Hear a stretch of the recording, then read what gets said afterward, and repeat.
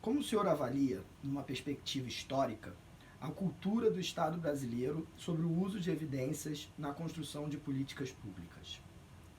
Olha, isso é uma pergunta até um pouco complexa para responder, porque nunca tivemos um desenvolvimento muito uniforme, sabe?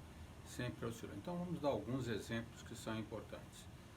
Ah, Começar já na década de 50, a criação do ITA, por exemplo, a famosa Escola de Engenharia do Brasil, que teve uma consequência enorme para a sociedade.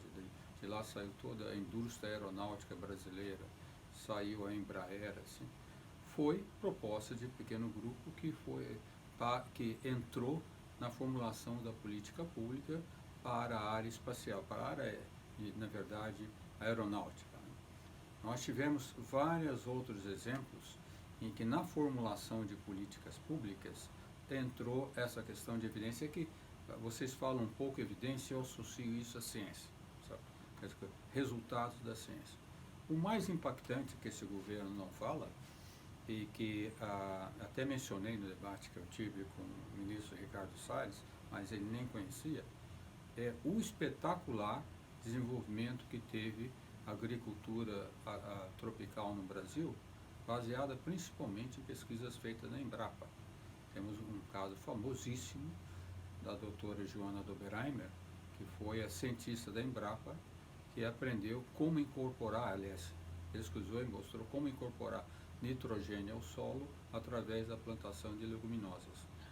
Então, isso teve uma consequência, um impacto enorme em todo o Brasil, certo?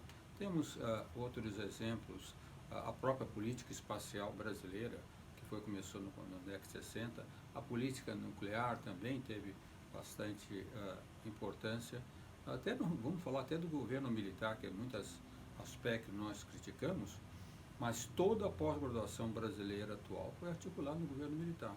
O governo militar é que fez a FINEP, que foi a financiadora importante para a pesquisa, e como foi organizado o programa de pós-graduação no Brasil.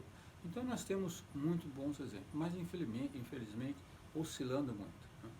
Então temos várias vezes governos que não dão atenção às evidências, não atenção ao que se conhece na formulação de políticas públicas.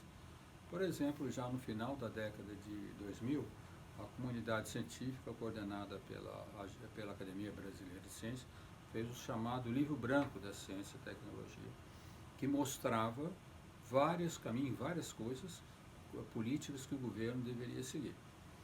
Não foi utilizado nem pelo governo Fernando Henrique, nem pelo governo Lula que seguiu. Já no final do governo Lula teve outro trabalho desse tipo, até coordenado pelo governo, que criou o Livro Azul de Ciência e Tecnologia, inclusive mostrando como que nós deveríamos fazer o desenvolvimento sustentável da Amazônia. Não foi usado pelo governo que seguiu, nem a Dilma Rousseff, nem o Temer, nem os outros.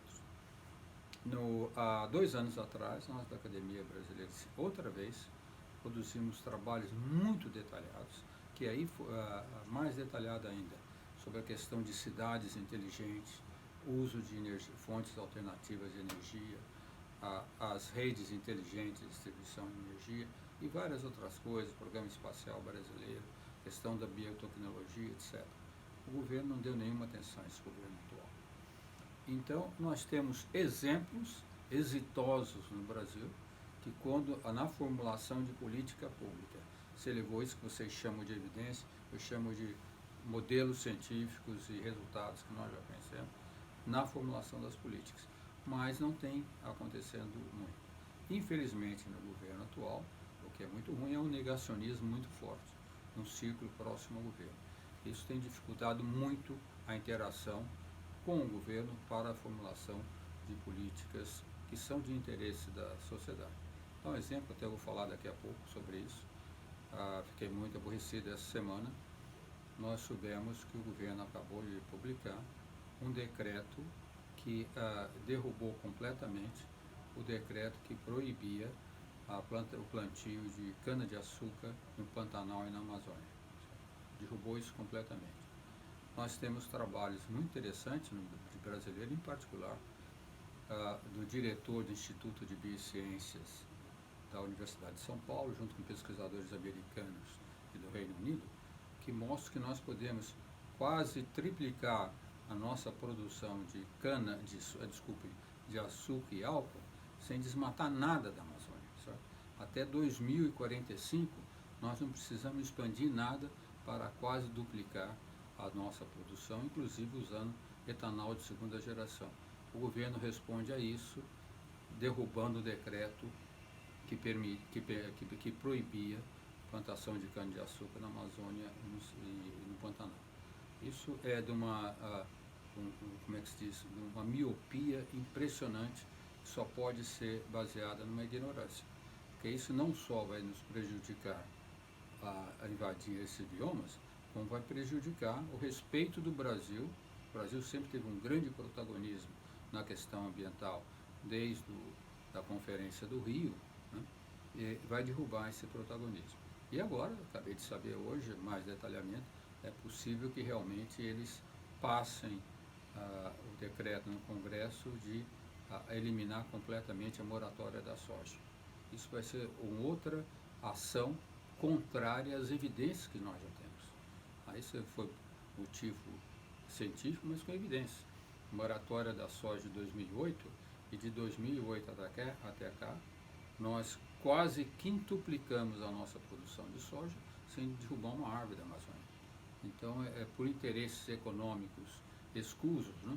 E não, às vezes fala até que é interesse dos ruralistas, mas não devemos colocar todo mundo no mesmo tacho.